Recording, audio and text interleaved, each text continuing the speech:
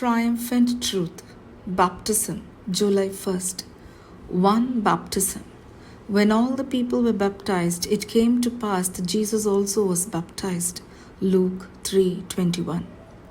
When eating Italian food, do you dip your warm sourdough bread into olive oil that has a splash of balsamic vinegar?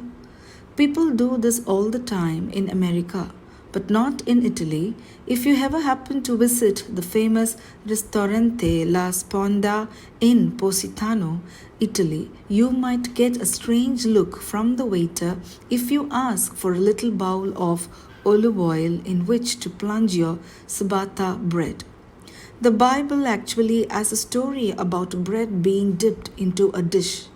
When Christ celebrated the Passover meal with his disciples in the upper room the night before his crucifixion, he said, "He who dipped his hand with me in the dish will betray me." Matthew 26:23. The dish was a sauce used with the unleavened bread and bitter herbs eaten with Passover meal. The Greek word used for dipped has the root word baptizo, which was often used in New Testament times to describe the immersing of a cloth in dye or in filling a vessel with water by submerging it. This same word described John's baptism of Jesus in the Jordan River.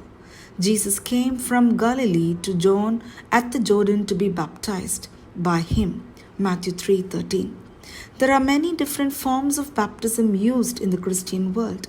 Some churches use immersion, that is dipping, others use aspersion, sprinkling, and still others use affusion, pouring. Yet the Apostle Paul described just one Lord, one faith, one baptism. Ephesians 4:5. The Bible clarifies Christian baptism as immersion or dipping under water.